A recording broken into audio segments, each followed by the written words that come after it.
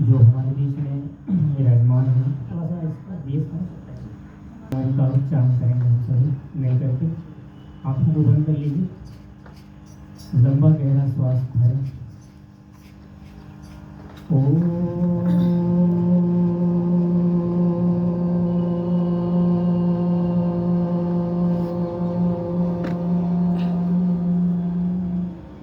एक बार और।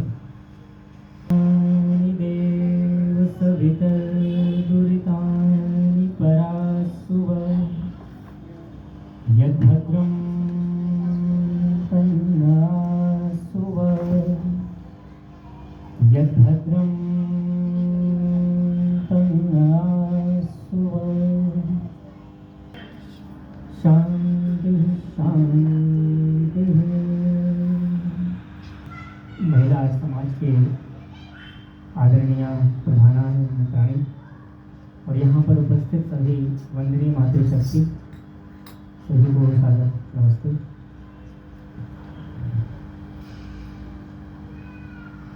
करते हैं बहुत सी बातें हम अलग अलग लोगों से सुनते रहते हैं। बातें वही होती हैं, बस कहने का एक तरीका अलग अलग होता है हर किसी का। हर किसी के विचार, हर किसी की बुद्धि अलग अलग होती है। बस हमें ये समझना होता है कि कौन सी बात हमें किस तरीके समझ में आती है।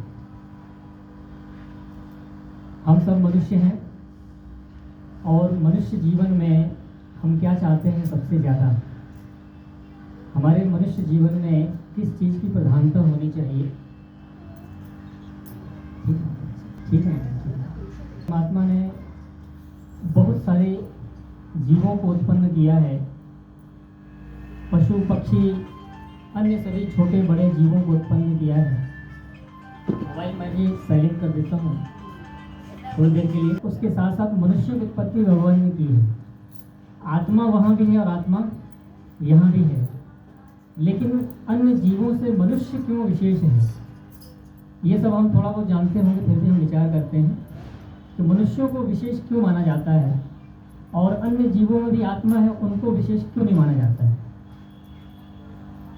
कुछ शंका समाधान हम कर लेंगे थोड़ा बहुत, अगर कोई बात समझ में ना आए तो। इस पर विद्वानों ने विचार किया है, आचार्यों ने, ऋषियों ने, कि मनुष्य विशेष क्यों है। क्या शरीर को प्राप्त, मनुष्य शरीर प्राप्त करने से विशेष है या कुछ और उसके अंदर होती है। तो आप में से कुछ बता सकते हैं कि क्यों विशेष है ये मनुष्य जीवन। क्योंकि जैसा कि मैंने बोला कि अन्य जीवों के अंदर भी आत्मा है। चींटी, हाथी, शेर, पशु पक्षी सभी के अंदर आत्मा है, वही आत्मा जो हमारे अंदर है। लेकिन ये विशेष क्यों माना जाता है कि मनुष्यों को हम विशेष कहते हैं, बुद्धि विशेष और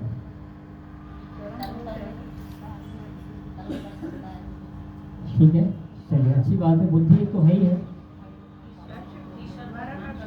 ईश्वर का ध्यान करता है। और देखिए धारा प्रभाव प्रवचन तो हम सुन लेंगे, हम बोल भी देंगे, साथ नहीं है, लेकिन कुछ हमें विचार लेना है ना। मोक्ष की प्राप्ति के लिए हमारे को ही जन्म माता जी के को आया मोक्ष प्राप्ति के लिए। मोक्ष क्या होता है, चलिए इस पर विचार कर लेंगे। के बंधन से छूटना। एक तो माता जी ने बताया कि बुद्धि है ना, तो हम आपसे ये कहते हैं कि बुद्धि तो पशुओं के पास भी होता है ना। बुद्धि कुत्ते के पास भी है। एक कुतिया होती है ना, अपने बच्चों की सुरक्षा करती है, अन्य जीव भी करते हैं, बुद्धि तो उनके पास भी है। जैसे कि आप किसी मोर के पास जाते हो तो मोर क्या करता है, उड़ जाता है, तो बिना बुद्धि के तो नहीं जाएगा। किसी बंदर के पास जाते हो तो भी भाग जाता है। तो बुद्धि तो सबके पास है, तो फिर विशेष मनुष्य की कैसे क्यों हुआ। हाँ जी, अध्यात्म रहते हैं और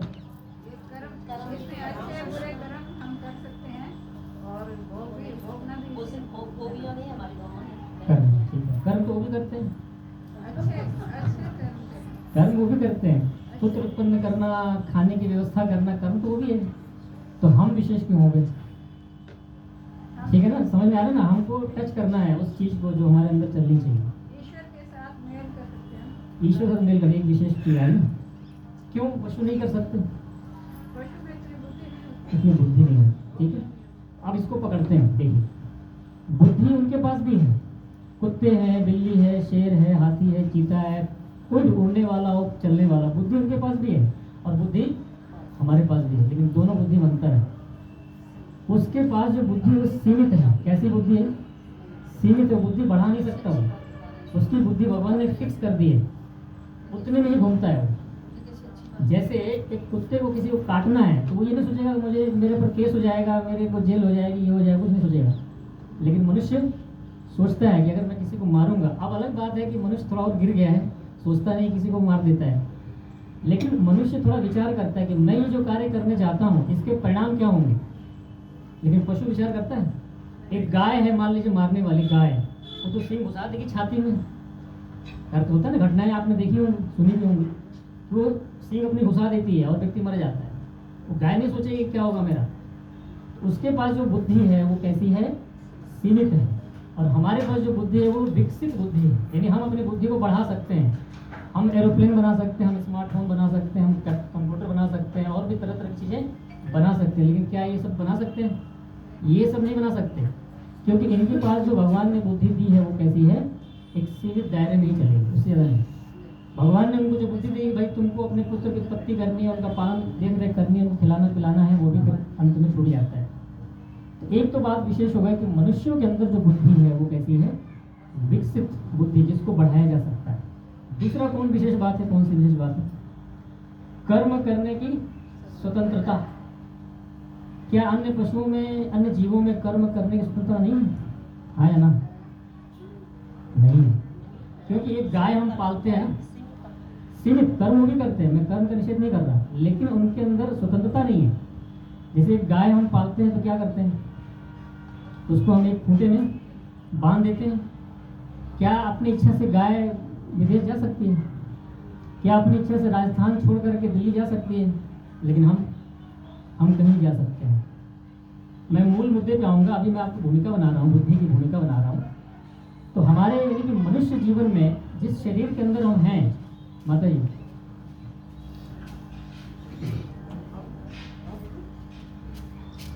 जिस मनुष्य शरीर के अंदर हम हैं, इस शरीर के अंदर दूसरी जो सबसे विशेष बात है वो क्या है? कर्म करने की स्वतंत्रता, जो अन्य जीवों में नहीं है। तीसरी बात क्या है बताइए? ज्ञान बढ़ा सकता है, हाँ। लेकिन पशु पक्षी स्वाध्याय नहीं कर सकते। यहाँ कुत्ते को बैठा दो आप, कितना भी वेद मंत्र बोल दो, कोई फर्क नहीं पड़ेगा उसको, ठीक है। तो तीसरी एक बात मैं आपको बता रहा हूँ, वो है विकसित वाणी। क्या है हमारे पास? दूसरी चीज क्या थी? विकसित बुद्धि, और तीसरी विकसित वाणी। वाणी पशुओं के पास भी है, लेकिन उसकी वाणी विकसित नहीं है, ठीक है। मनुष्य के पास जो बुद्धि है, जो वाणी है, वो कैसी है? हम अपनी बात को, हम अपनी भावनाओं को दूसरों को बता सकते हैं, हम कुछ पढ़ के पढ़ा सकते हैं, ठीक है ना। हमारी जो वाणी है वो कैसी है? विभिन्न भाषाओं में चलने वाली होती है। हम हिंदी बोल सकते हैं, हम इंग्लिश बोल सकते हैं, हम फ्रेंच बोल सकते हैं, हम डच बोल सकते हैं, हम कन्नड़ बोल सकते हैं, मराठी बोल सकते हैं, हम तेलुगु बोल सकते हैं। हमारे पास कैसी वाणी है? विकसित वाणी है, लेकिन वो सीमित है। उसकी जो वाणी का जो ट्यून है ना, वो ट्यून नहीं बदलेगा। कुत्ता कैसे भौंकता है? अच्छा, रामचंद्र जी के समय जैसे कुत्ता भौंकता था, आज कुछ बदल गया? वही है, वही है। लेकिन देखो, हम संस्कृत बोलते थे, हम हिंदी पे आ गए, भोजपुरी बोलते हैं, तमिल कन्नड़ सब बोलते हैं। लेकिन किसी शास्त्र में क्या इतनी सारी भाषाओं का वर्णन है? एक भाषा है, कौन सी भाषा है? संस्कृत। लेकिन देखो कितनी सारी भाषाएं हो गई, ठीक है। तो हमारी वाणी कैसी है? विकसित है। भगवान ने हमें जो वाणी दी है, विकसित वाणी दी है। तीसरे नंबर की चीज, तो पहला क्या था? बुद्धि, विकसित बुद्धि, विकसित वाणी और कर्म करने की स्वतंत्रता। ये भगवान ने जो हमें तीन चीजें दी हैं, ये अन्य में नहीं है, इसलिए मनुष्य जीवन विशेष है। लेकिन अब सवाल उठता है कि तीन चीज हमें क्यों मिली? अब यहाँ विचार करना है, उनको क्यों नहीं दी, हमें क्यों दिया? तो किसी भी चीज के पीछे यदि हम किसी को कुछ विशेष चीज देते हैं तो उसे कुछ विशेष उद्देश्य की पूर्ति करवाना चाहते हैं। यदि हम किसी को कुछ विशेष साधन देते हैं तो क्यों देते हैं? इस विशेष कार्य की सिद्धि के लिए। मनुष्य जीवन को यदि विकसित वाणी, विकसित बुद्धि, विकसित कर्म करने की क्षमता प्राप्त है तो किसी इसके पीछे कोई बड़ा उद्देश्य होगा। ऐसे नहीं मिली हमें, तो हमें क्यों मिला, इसके ऊपर विचार करना है। तो हमें मिला है कि हम अपनी उन्नति के साथ साथ दूसरों की उन्नति भी करें, खुद सीख करके दूसरों को सिखाएं, खुद बुद्धिमान बन के दूसरों को बुद्धिमान बनाएं। आपने उसको देखा है बंदरों को कैसे एक से दूसरे छत पे कूद जाते हैं? उनको भगवान ने कमांडो की ट्रेनिंग दे के भेजा है, लेकिन क्या वो हमें सिखा सकते हैं? नहीं सिखा सकते। लेकिन अगर हम सीख जाए तो क्या कर सकते हैं? कितने को सिखा सकते हैं, ट्रेनिंग दे सकते हैं। मैं देखो सीख के आया, थोड़ा बहुत बोल रहा हूँ, बहुत बड़ा विद्वान नहीं हूँ, लेकिन जितना मैं जानता हूँ मैं आपको सिखा सकता हूँ। ठीक है, तो हमारे अंदर एक विशेष बात है कि अगर हम सीख जाते हैं तो हम दूसरों को भी सिखा सकते हैं। लेकिन पशुओं को, चाहे ये आर्मी वाले जो डॉग होते हैं ना, कुत्ते, इनको चाहे कितना भी ट्रेनिंग कर दो, क्या वो दूसरों को ट्रेन कर देंगे? खुद ट्रेंड हो जाएंगे। उनको सरकार की तरफ से सुविधाएं मिलती हैं, वो उनको मेडल भी मिलता है, लेकिन दूसरों को नहीं सिखा सकते। ये जो हमारे अंदर विशेष बात है कि हमको जो साधन मिला है, हम दूसरों को सिखाने के लिए, दूसरों को तैयार करने के लिए। इसीलिए भगवान कहते हैं, वेद तो आप सब जानती हैं, 4 वेद होते हैं। 4 वेद में मनुष्य शरीर दे करके भगवान कहते हैं कि मनुष्य बनो। क्यों बनो? तो कहा गया है कि मनुष्य शरीर धारण करके भी व्यक्ति मनुष्य नहीं होता है। ये सब आप मानते हैं? मनुष्य शरीर धारण करके भी मनुष्य नहीं होते हैं। अगर ऐसा आपसे कोई कहे तो क्या कहेंगे उसको? वो सही बात है, गलत है उसकी? क्योंकि मनुष्य शरीर धारण करके भी अगर हमारे अंदर मनुष्यत्व नहीं आ रहा है तो हम मनुष्य नहीं हो सकते हैं। तो मनुष्यत्व आने के लिए क्या चाहिए? यही कहा है कि एक तो हमारी बुद्धि हमारे विकसित होनी चाहिए, हमारी वाणी विकसित होनी चाहिए, और हमारे जो कर्म करने की स्वतंत्रता है वो दूसरों की भलाई के लिए होनी चाहिए, अभी तो न कि अपने लिए होनी चाहिए। लेकिन जब व्यक्ति इसके विपरीत चला जाता है, कर्म करता है सिर्फ अपने लिए, जीता है सिर्फ अपने लिए, खाता है सिर्फ अपने लिए, तो कौन सी कैटेगरी में जाएगा? उस कैटेगरी में जाएगा। मनुष्य शरीर धारण करके भी कहाँ चला जाएगा? वहाँ। इसके लिए भर्तृहरि जी कहते हैं, क्या कहते हैं कि मनुष्य रूपेण मृगाश्चरन्ति। जब व्यक्ति मनुष्य शरीर को धारण करके जब पशुओं जैसा व्यवहार करता है तो उसकी गिनती कहाँ होती है? पशुओं जैसी होगी। शरीर अलग है लेकिन प्रवृत्ति कैसी है? पशुओं जैसी है। अब देखो पता नहीं क्या होता है, मांस भी खाते हैं, अंडे भी लोग खाते हैं। तो हम मनुष्यत्व से इसका जो ग्राफ है ना वो गिरता चला जा रहा है, लेकिन नीचे नीचे जा रहे हैं। अब अगला प्रश्न, क्यों जा रहे हैं? नीचे क्यों गिर रहे हैं? एक समय था रामचंद्र जी का काल था, एक समय था कृष्ण जी का, जो कि हम चरम सीमा पे थे, अध्यात्म की दृष्टि से, उन्नति की दृष्टि से हम शिखर पे थे, और धीरे धीरे ग्राफ गिरता चला रहा है। आपको लग रहा है कितना हम नीचे जा रहे हैं? ये जो गिरावट है क्यों है? आप में से कोई बता सकते हैं? फिर मैं बात करूंगा आगे। क्यों गिर गए हम? हमारा पतन क्यों हो गया? रामचंद्र जी का जो समय था, कृष्ण जी का जो समय था, क्या वही स्थिति है या उससे ऊपर उठ गए? दो ही स्थिति हुई, या तो नीचे चले गए या तो ऊपर चले गए। तो हम कहाँ हैं? नीचे हैं। क्यों है?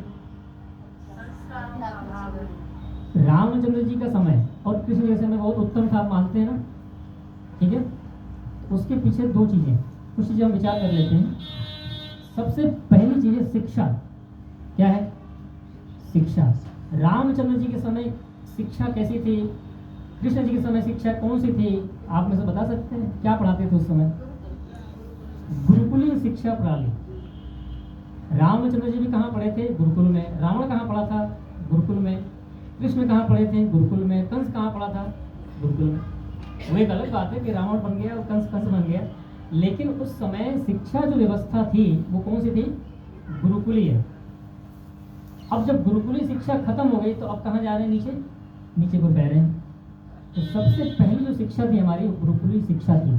अब अगला सवाल, गुरुकुल में क्या पढ़ाते थे? सवाल उठेगा ना कि गुरुकुल में पढ़ाते क्या थे? जैसे राम जैसे कृष्ण जैसे महान पुरुष तैयार हुए, वेद। क्योंकि सृष्टि के आरंभ से लेकर अब तक एक जो सबसे पुरातन पुस्तक है वो कौन सी पुस्तक है? वेद। और वेद कितने होते हैं? 4। कौन कौन से? ऋग, यजुर, साम और अथर्ववेद। ये 4 वेद हैं, और इन चारों वेदों को कितना समय हो गया? 1,96,08,53,125 वर्ष हो गए। 24 समाप्त हो गया, 25 पे लग गए। कितना दोहराइए एक बार? 1 अरब, बोलिए, 96,08,53,124 वर्ष, लगभग इतना मान लीजिए। इतने साल पुराना है, सोचिए। और लगभग सृष्टि भी इतनी पुरानी है, 1,96,08,53,125 वर्ष। इतना पुराना वेद है। इसका मतलब क्या हुआ, रामचंद्र जी का काल कितना खंड है, रामचंद्र जी को कितने वर्ष हो गए, 10 लाख वर्ष। कितने, 10 लाख वर्ष। और रामचंद्र जी किस युग में हुए थे, त्रेता युग में। तो रामचंद्र जी जो गुरुकुल में पढ़े थे उस समय कौन सा ग्रंथ था, वेद था, क्योंकि रामायण थी नहीं उस समय, महाभारत भी नहीं था, चाणक्य भी नहीं था, विदुर भी नहीं था, गीता भी नहीं थी, तो क्या था, वेद था। उस समय गुरुकुल की सिर्फ एक ही शिक्षा होती थी, वेद। सारे के सारे जो विद्यार्थी होते थे वेद पढ़ा करते थे। अब अगला सवाल है, अगला जो विचार का विषय ये है, देखिए मैं क्रम वाइज चलता हूँ ताकि बुद्धि में विषय बैठे हमारे।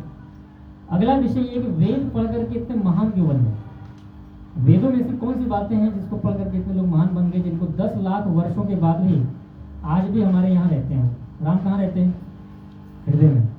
क्या हम राम को भुला सकते हैं, जब तक सूरज चांद रहेगा राम का नाम याद रहेगा। कृष्ण भी याद रहेंगे, राम भी याद रहेंगे। राम हमारे आदर्श महापुरुष हैं, कृष्ण हमारे आदर्श महापुरुष हैं, जिनको लाखों हजारों वर्षों के बाद भी भूल नहीं पाए और भुलाएंगे नहीं। जब भी उनका नाम आता है तो हम झुक जाते हैं। क्या हो जाते हैं, झुक जाते हैं। और झुकता किसके आगे, व्यक्ति जो महान होता है। जो महान नहीं वो झुकेगा नहीं।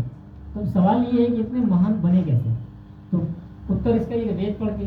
तो वेदों में ऐसा क्या है जिससे व्यक्ति महान बनता है, तो ध्यान दीजिएगा। वेदों में क्या है, वेदों में ईश्वरीय ज्ञान है, वेदों में भौतिक विद्या है, वेदों में रसायन विद्या है, वेदों में साइंस भी है, वेदों में सारी विद्याएं हैं। वेदों में धनुर्विद्या है, वेदों में सैनिक राजा के बारे में बताया हुआ है, वेदों में विमान विद्या है। आप किसी को बता सकते हैं, लोग आक्षेप करते हैं वेदों के ऊपर, या तुम्हारे वेदों में क्या है, तुम्हारे वेदों में साइंस नहीं है। आप उनको बताइए वेदों में सब कुछ है, क्योंकि सारी विद्याएं कहाँ से निकली हैं, आर्य समाज का पहले नियम बोली, सब सत्य विद्या और जो पदार्थ विद्या से जाने जाते हैं उन सब का आदि मूल परमेश्वर है। हम बोलते तो हैं, कई बार विचार भी करना होता है। स्वामी दयानंद जी ने इस आर्य समाज के पहले नियम में बता दिया, संसार की जितनी विद्याएं हैं, भौतिक विद्या, रसायन विद्या, खगोल भूगोल, जितनी सारी विद्याएं, आयुर्वेद, धनुर्वेद, जितनी सारी विद्याएं, उन सबका क्या है, आदि मूल परमेश्वर है। और परमेश्वर का ही ज्ञान है वेद। तो जो परमात्मा के अंदर ज्ञान है वही वेदों के अंदर है। तो कोई ये ना समझे गलती से भी, ये जितने भी आजकल स्कूलों में, कॉलेजों में, विश्वविद्यालयों में विद्या पढ़ाई जाती है, और फ्रांस में, जापान में, लंदन में, ये विद्याएं कहीं किसी की जननी है, नहीं। ये पीछे चलते चले जाओ, ये कहाँ से आई है, आप इनकी हिस्ट्री देखो, वेद से चली आ रही है, लेकिन लोग मानते नहीं हैं। वेदों का रेफरेंस नहीं देंगे, अपना रेफरेंस देते हैं, मैंने बनाया इसको, लेकिन पीछे से परंपरा चलती आ रही है। इसीलिए स्वामी ने लिखा है सोच समझ करके, ऋषि ध्यान जी ने, ये सब सत्य विद्या और जो पदार्थ विद्या से जाने जाते हैं उन सब का आदि मूल परमेश्वर। आदि मूल, आदि मूल का मतलब क्या होता है, मूल एग्जिस्टेंस, जहाँ से चीज निकलती है, जहाँ से चीज का उद्भव होता है, उसको बोलते हैं आदि मूल। तो सारी की सारी विद्याएं गुरुकुलों में जब पढ़ते थे, राम और कृष्ण पढ़ते थे, उसमें 4 विभाग बने। कौन कौन सा, पहला ब्राह्मण, दूसरा क्षत्रिय, और तीसरा वैश्य, और चौथा शूद्र। इसको बोलते हैं 4 वर्ण। क्या बोलते हैं, आपने सुना भी होगा, मैंने पहले बोला है कि बातें वही होंगी, कुछ शैली अलग हो सकती है। 4 वर्ण हुए तैयार। तो जो ब्राह्मण है, ब्राह्मण का क्या कर्तव्य है, वेद विद्या को पढ़ना और पढ़ाना, यज्ञ करना और कराना। कोई बात नहीं, आवाज आई, यज्ञ करना और कराना, दान देना और लेना, ये ब्राह्मण के मुख्य कारण बताए। लेकिन आज लोग ब्राह्मण के विषय में क्या मानते हैं, ब्राह्मण कौन होता है, ब्राह्मण कौन होता है बताइए, जो ब्राह्मण के परिवार में जन्म ले चुका है ब्राह्मण हो गया, ऐसे मानते हैं लोग। जो ब्राह्मण के परिवार में जन्म ले चुका है ब्राह्मण है, ठीक है, ऐसे तो आवाज अच्छी आ रही है। जो ब्राह्मण के परिवार में जो जन्मा है वही ब्राह्मण है, तो आप उनको क्या उत्तर देंगे, तो उनसे आप पूछेंगे कि ये बताओ कि जो इंजीनियर के घर में बच्चा पैदा होगा, क्या बिना पढ़े इंजीनियर बन जाएगा? क्या डॉक्टर के घर में जो जन्मा बालक है, क्या बिना पढ़े सर्जरी करेगा? नहीं ना। तो ब्राह्मण के घर में पैदा हुआ व्यक्ति बिना वेद विद्या पढ़े ब्राह्मण कैसे होगा? ये सवाल है, और ये सवाल पूछना चाहिए हमें, क्योंकि आप सिर्फ ये बोलेंगे कि कर्म से ब्राह्मण समझ में नहीं आएगा। उसको पूछो किसी कारीगर घर में, किसी साइंटिस्ट के घर में, किसी डॉक्टर के घर में जन्म हो लिया बच्चा जो है बिना पढ़े, जब डॉक्टर इंजीनियर नहीं बन सकता तो ब्राह्मण के घर में पैदा बच्चा कैसे बन जाएगा? अगला सवाल, क्षत्रिय के घर में पैदा बच्चा, उसको युद्ध विद्या ना सिखाया जाए, क्या वो योद्धा बन जाएगा? हाँ या ना? लेकिन लोग क्या मानते हैं कि ब्राह्मण के घर में जो जन्म लिया बच्चा है ना, वो ब्राह्मण है, और क्षत्रिय घर में जो पैदा बच्चा है उसको क्या मानते हैं? राजपूत। के राजपूत है, राजपूत के कर्म भले ही ना हो लेकिन राजपूत माना जाएगा वो। लेकिन ध्यान दीजिए, वेदों का ऐसा कोई सिद्धांत नहीं है। ऋषि रंजन ने एक बात बड़ी ही ठोक करके बोली है। क्या बोली है? कि जितने भी वर्ण हैं सब कर्म पर आश्रित हैं। किस पर आश्रित हैं? जो व्यक्ति जिस भी घर में जन्म ले चुका है, कर्म जैसा होगा उसी वर्ण का गिना जाएगा। मान लो कि अगर ब्राह्मण के घर में पैदा बच्चा है लेकिन कर्म करता है शूद्र वाला, तो क्या मानेंगे उसको? शूद्र है। कर्म ब्राह्मण के घर में उत्पन्न बच्चा यदि क्षत्रिय वाला कर्म करेगा तो क्या मानेंगे उसको? क्षत्रिय। यदि व्यापार करेगा तो क्या मानेंगे? वैश्य। ब्राह्मण नहीं कहा जाएगा। लेकिन वैसे तो जन्म से हर कोई शूद्र होता है, आप सब पता जानते हैं। जन्म से हर कोई शूद्र होता है। क्यों होता है? क्योंकि जन्म से हर कोई मूर्ख होता है। ठीक है, जन्म से हर कोई मूर्ख होता है क्योंकि वो धीरे धीरे चीज़ों को सीखता है। मूर्ख का मतलब निंदा ऐसा नहीं है, मूर्ख का मतलब कुछ नहीं जानता हो, बिल्कुल शून्य होता है। हर चीज़ को सिखाई जाती है, चाहे बच्चा हो चाहे बच्ची हो। ठीक है, तो एक शूद्र यानी कि एक मूर्ख घर में पैदा बच्चा अगर वेद का विद्वान बन जाता है तो उसको ब्राह्मण कहेंगे नहीं कहेंगे? लेकिन समाज में क्या पता है आपको? समाज में ये है कि जो ब्राह्मण है वो ब्राह्मण ही रहेगा, जो क्षत्रिय है वो क्षत्रिय रहेगा, जो वैश्य हो वो वैश्य ही रहेगा, जो शूद्र है वो शूद्र ही रहेगा। वो ये कहते हैं कि ऊपर से नीचे आने के लिए कोई जगह नहीं है, नीचे से ऊपर जाने की कोई जगह। लेकिन ऋषि ध्यान जी ने क्या कहा पता है आपको? ऋषि ध्यान जी कहते हैं कि ऊपर जाने के लिए भी जगह है और ऊपर से नीचे गिरने के लिए भी जगह है। यदि आप घोटाले करोगे तो नीचे भी ला देंगे आपको, और अगर अच्छे कर्म करोगे तो ऊपर जाने का भी जगह है। ठीक है, इस तरह से 4 वर्ण हमारे वेदों में विधान किए हैं, ब्राह्मण, क्षत्रिय, वैश्य और शूद्र। ध्यान दीजिएगा, ये जाति परंपरा हमारी कुछ नहीं थी। आजकल मानते हैं ना जाति फलाने, ये कुशवाहा है, ये यादव है, ये ठाकुर है, ऐसा कुछ नहीं है वेदों में। ध्यान दीजिएगा, वेदों में सिर्फ एक जाति है। कौन सी? मनुष्य जाति। और आर्य का मतलब जो विशेष गुण वाला है। एक मनुष्य जाति होती, दूसरी तीसरी कोई जाति थी नहीं। ये तो सब हमने बना दिया अपने तरीके से। हमने क्या करते, जाति में लोगों को बांट दिया है, ये फलाने हैं, फलाने हैं, फलाने हैं। उसके परिणाम सब जानते हैं ना, जातियों में बंटने का परिणाम क्या होता है? मनुष्य जाति। अगर कोई आपसे कहे तो आप बिल्कुल निडर होकर बोलिएगा हमारी कोई जाति नहीं, हमारी एक जाति है, मनुष्य जाति है, बस सीधी सी बात। तो मनुष्य जाति भगवान ने उत्पन्न किया, उससे कुछ कर्तव्य बताए। उसमें भगवान ने ये कहा कि अगर आप ब्राह्मण यानी कि वेद विद्या को पढ़ते हो पढ़ाते हो, ब्राह्मण कहे जाओगे। देश समाज राष्ट्र की सुरक्षा के लिए कार्य करोगे तो क्या कहे जाओगे? क्षत्रिय कहे जाओगे। अगर आप व्यापार करते हो, धन का उपार्जन करते हो, वैश्य कहे जाओगे। और इन विद्वानों की, क्षत्रियों की और इनकी सेवा करोगे ब्राह्मणों की, तो आप शूद्र कहे जाओगे। तो अब इसमें से आप देखिए, जैसे किसी गाड़ी के 4 पहिए हैं, अगर एक पहिया भी हटा दें तो चलेगी गाड़ी? लोगों ने क्या बुद्धि बना ली कि शूद्र जो होता है ना, निंदनीय होता है, शूद्र को देखना भी नहीं चाहिए, शूद्र से बात भी नहीं करनी चाहिए। क्या ऐसा है? ऐसा नहीं है। एक मकान के 4 खंभे हैं और चारों खंभों की भूमिका है, एक को भी हटाओगे तो मकान गिर जाएगा। तो समाज का जो ढांचा है, समाज की जो व्यवस्था है, भगवान ने 4 वर्ण बनाए हैं, चारों वर्णों का व्यवस्थित रूप में होना बहुत जरूरी है। और ये सबसे पहले हमारे जो अभी मैं बोल रहा था कि हमारे विनाश का जो कारण है वो यही है। ये क्या हो गए? उलट गए। ब्राह्मण शूद्र अपने आप को ब्राह्मण समझने लगा, और जो ब्राह्मण वास्तव में वो अपने आप शूद्र वाला कार्य करने शुरू कर दिए उसने। तो समाज की जो व्यवस्था है, समाज की जो उन्नति होनी थी वास्तव में, आध्यात्मिक उन्नति और तरह तरह की जो आर्थिक उन्नति, धर्म अर्थ काम मोक्ष की जो उन्नति होनी थी, वो सब ठप हो गई। और व्यक्ति धर्म अर्थ काम मोक्ष में से 2 चीज़ छोड़ दी उसने। कौन कौन सी? एक तो धर्म को गायब कर दिया, और दूसरा मोक्ष रह का गया। अर्थ और काम, अर्थ और काम बस रह गया, उसी में सिमट करके हम रह गए, 2 चीज़ें गायब हो गई। तो मुख्य जो धर्म था, धर्म यानी ध्येयते धारणात् इति धर्म, जिस उत्तम गुण को, जिस मानव जाति की उन्नति के लिए, समाज की उन्नति के लिए, देश राष्ट्र की उन्नति के लिए जिस कर्म को धारण करने से हमारी और समाज की उन्नति हो, उसको धर्म कहते हैं। क्या बोला मैं? दोहराइए।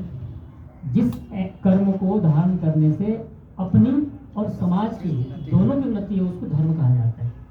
अब वो कौन से कर्म हैं, वो सब धर्म के अंतर्गत आ जाएंगे। धर्म की बहुत सारी व्याख्याएं की गई हैं, लेकिन मैं आपको एक मोटे बता रहा हूँ कि ऐसी क्रिया, ऐसे कर्म जो अपने और सबकी उन्नति के लिए हों। देखिए इसमें क्या लिखा स्वामी ने? प्रत्येक को अपनी उन्नति में संतुष्ट न रहना चाहिए, किंतु सबकी उन्नति में अपनी उन्नति समझनी चाहिए।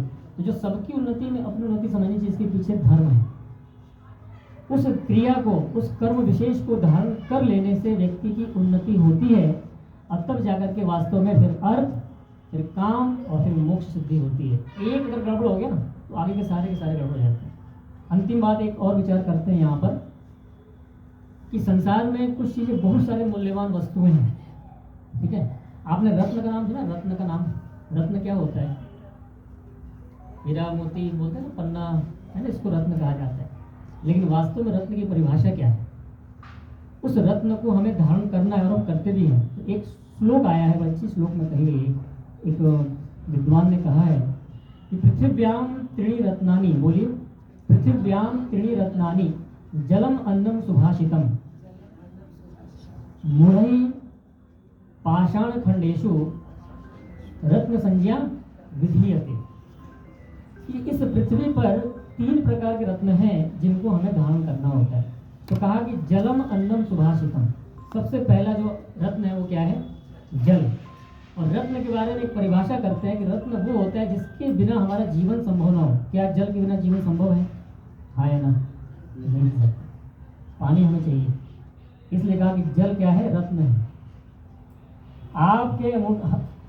आपके इस अनामिका में सोने की अंगूठी है और हीरे जड़े हुए हैं, और पानी न मिले तो कौन मूल्यवान है? पानी मूल्यवान है। आप यहाँ तक ये बोलोगे ये अंगूठी ले जाओ लेकिन हमें पानी पिला दो, तो रत्न, सबसे बड़ा रत्न क्या हुआ? जल। दूसरा जो रत्न है वो क्या है? अन्न। अन्न के बिना भी जीवन किसी का भी संभव नहीं है, इसलिए दूसरी जो सबसे बड़ी रत्न संज्ञा दी गई है वो अन्न है। और तीसरी सुभाषितम, मीठी और मधुर वाणी, ठीक है। यानी कि कवि कहता है कि सुभाषितम, आप समाज के अंदर किसी से व्यवहार करते हैं तो आपका जो मधुर वाणी होनी चाहिए, आप अच्छी तरह से किसी को बोलें, आप अपनी बातों को अच्छी प्रकार से कहें। ये 3 जो है ना रत्न की संज्ञा दी गई है। लेकिन अंतिम बात मूढ़ों के लिए कहा, मूढ़ै पाषाण खंडेशु रत्न संज्ञा विधीयते। जो मूढ़ लोग होते हैं वो क्या करते हैं? पाषाण खंडेशु, यानी जो पत्थर के बने हुए जो रत्न होते हैं ना, उसको रत्न की संज्ञा देते हैं। यानी पत्थरों को रत्न बोलते हैं। ये देखो नगीना है, ये देखो पन्ना है, ये देखो हीरा, ये मूंगा है। तो मूढ़ै पाषाण खंडेशु, यानी कि जो मूल लोग होते हैं उसको रत्न की संज्ञा देते हैं। यहाँ किसी की निंदा नहीं है, रत्न भी हमें पहनना चाहिए, पर एक बात समझाने के लिए कह रहे हैं कि हमें 3 जो चीज़ है उसको मूल्यवान समझते हुए व्यवहार करना चाहिए, तो हमारा जीवन सुखी रहता है। इसको छोड़ करके केवल उसको अगर महत्वपूर्ण मान लेंगे, ये दोष इसको बताना चाह रहे हैं। इसका मतलब ये नहीं कि निकाल कर फेंक देना, ऐसा नहीं है। उसको भी रत्न कहते हैं, लेकिन मूलभूत जो मानव जीवन की उन्नति के लिए जिस चीज़ को हमें समझने की आवश्यकता होती है उसको समझाने के लिए कहा। एक बार फिर से बोलिए, पृथिव्याम त्रीणि रत्नानि जलम अन्नम सुभाषितम मूढ़ै पाषाण खंडेषु रत्न संज्ञा विधीयते। विधीयते मतलब कहा जाता है, रत्न की संज्ञा दी जाती है। किसको दी जाती है? मूढ़ों के द्वारा पत्थरों को। लेकिन बुद्धिमान लोग किसको देते हैं? जल, अन्न और सुभाषित। वैसे तो और भी हैं, पर इस श्लोक का ये अर्थ। इस प्रकार से हमें वेद को समझना चाहिए, जितना हो सके वेद को पढ़ने का प्रयास करना चाहिए। आजकल तो विद्वानों के सरल भाषा में हिंदी में सब उपलब्ध है वेद। कुछ नहीं तो 1-2 मंत्र पढ़िए और उसके भावार्थ भी मिल जाएंगे आपको। तो कुछ ना कुछ नया ज्ञान हमें प्राप्त होता है। हमें संस्कृत नहीं आती, आप में से संस्कृत किसने पढ़ी है? सबने पढ़ी। संस्कृत अगर आप नहीं भी जानते ना तो वेदों के मंत्रों की व्याख्या विद्वानों ने हिंदी में कर रखी है। हिंदी तो समझती हैं, हिंदी में पढ़िए, बहुत अच्छे से व्याख्या कर रखी है। कुछ न कुछ नया ज्ञान आपको प्राप्त होगा। आपको ये पता चलेगा कि हमारे जो मनुष्य जीवन का जो मुख्य कर्तव्य क्या है, कर्तव्य कर्म के बारे में पता लगेगा। अगर आप गृहस्थ में हैं तो गृहस्थ में क्या करना है, यदि आप ब्रह्मचारी हैं तो ब्रह्मचारी क्या कर्तव्य है, यदि आप अन्य किसी भी आश्रम में हैं तो उसके क्या कर्तव्य कर्म है, ये सब कुछ उसमें लिखा हुआ है। तो जब हम अपने कर्तव्य कर्मों को जान लें तो बस हमारा जीवन सुखी है। और जीवन दुखी तभी होता है जब हम अपने कर्तव्य कर्मों को भूल जाते हैं। हमारे कर्तव्य क्या है, इस तरह से हमें विचार करना चाहिए। समय के अनुसार मैं इतना ही रखता हूँ, विचार बहुत हैं, कुछ बातें हमने अपने हाँ